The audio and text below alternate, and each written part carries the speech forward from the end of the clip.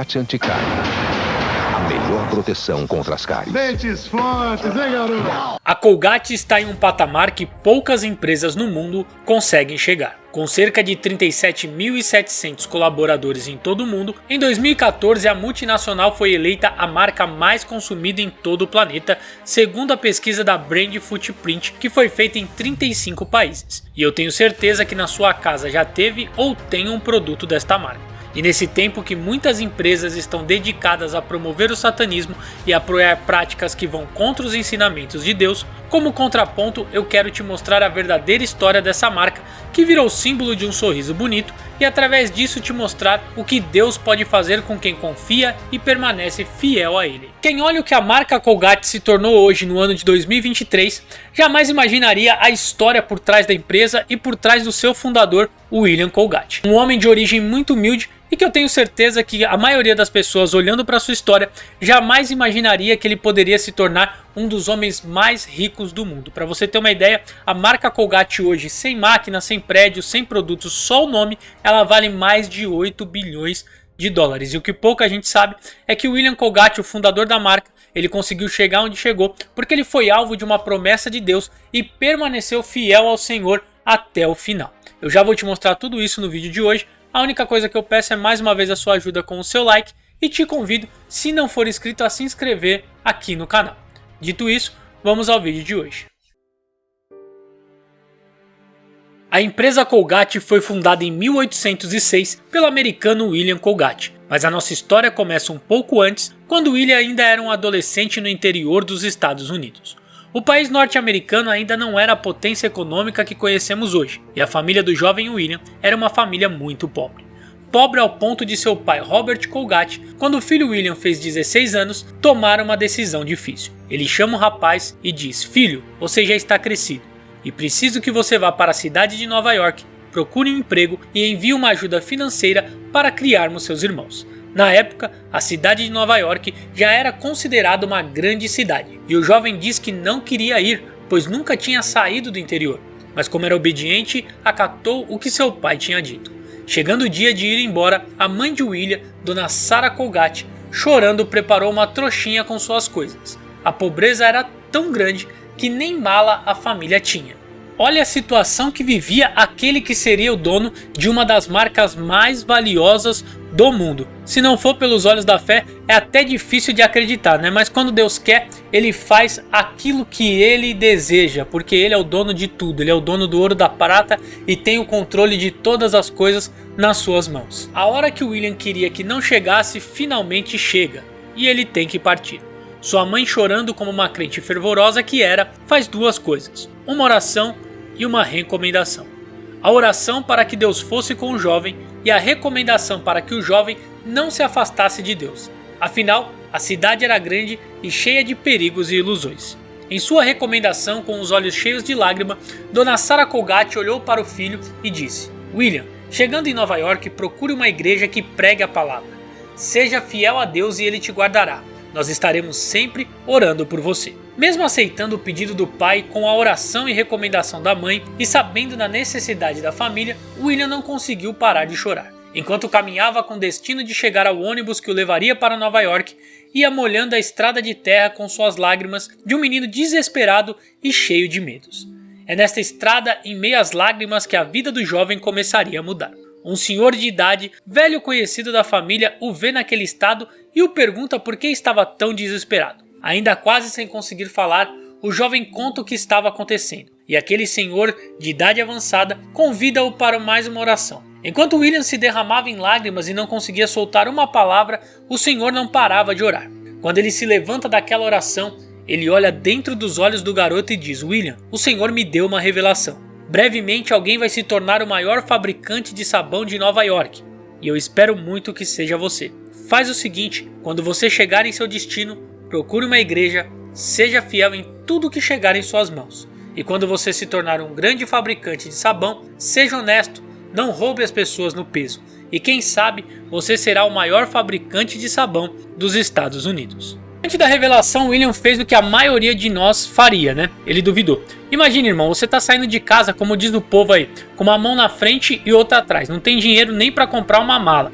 Aí vem alguém e olha para você e diz que Deus está revelando que você pode ser um dos maiores empresários que já existiu. É complicado de acreditar, né? Eu sei que às vezes o que Deus promete parece ser algo grande demais para alguém pequeno demais. Mas a verdade é que a promessa, ela não depende de quem recebeu a promessa, mas de quem fez a promessa. O nosso Deus, ele não é homem para que minta e nem filho do homem para que se arrependa.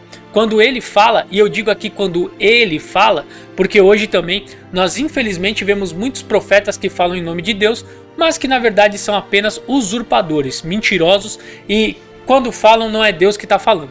Mas quando o nosso Deus fala, aí não adianta, meu irmão. Pode ser a coisa mais impossível do mundo. Se ele falar, vai se cumprir. Depois de várias horas de viagem, o menino chegou à cidade grande e sua cara de espanto e vislumbre ao olhar para a cidade não negavam que ele nunca tinha visto tamanha grandiosidade onde morava. Mas tudo isso não tirou o foco do jovem William, que seguiu as recomendações da mãe e do velho senhor. Não caiu nas ciladas da vida da cidade grande e logo procurou uma igreja para congregar. Porém, a vida na cidade não estava fácil, assim como no campo. Ele batia de porta em porta procurando emprego e a resposta que sempre recebia era negativa.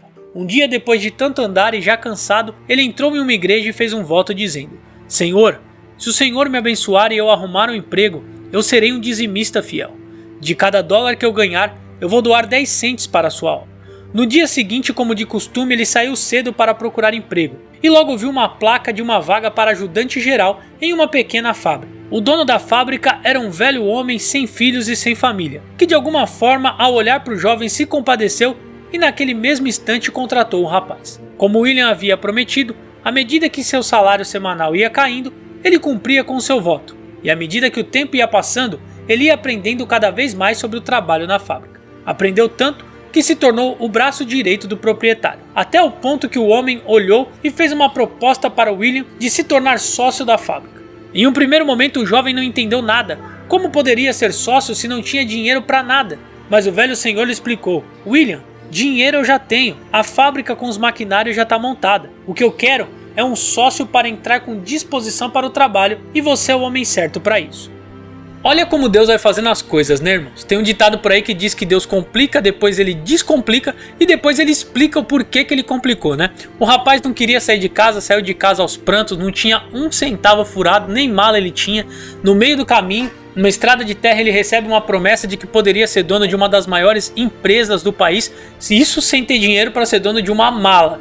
E ele recebe uma promessa dessa. Aí ele vai trabalhar numa empresa fundo de quintal, que apesar de ser uma empresa fundo de quintal, ele não tinha como ser sócio. Aí Deus toca o coração do dono da empresa para colocar aquele rapaz de sócio.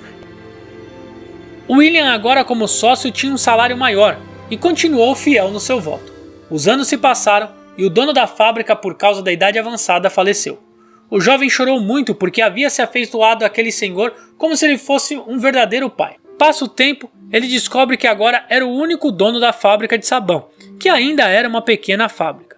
A sua primeira atitude como novo dono é chamar o contador da fábrica e mandar ele abrir um livro-caixa para Deus. O contador não entendeu nada logo de cara, mas William explicou que para cada dólar que entrasse na empresa, 10 centes seriam doados para a obra de Deus. Depois disso, ele mudou o nome da empresa para o seu sobrenome. A empresa agora se chamaria Colgate Company. Então ele chamou o dono da gráfica e mandou fazer vários cartazes com os produtos e o novo nome Colgate para ele colar pela cidade. O mesmo Deus que deu sabedoria para Salomão, ele pode dar sabedoria para quem confia nele. E isso eu já estou dizendo para você aí. Deus pode te dar sabedoria para você encontrar uma nova técnica, uma nova estratégia para você alcançar aquilo que Deus te prometeu. Sabe por quê? Porque não era normal se fazer cartazes naquela época, em 1800 e um pouquinho, 1806 mais ou menos, e colar nos muros, nos postes. Tanto que hoje se diz que William Colgate foi um dos primeiros a se utilizar dessa técnica de publicidade que hoje está ultrapassada, mas que era o outdoor, que a gente conhece bastante,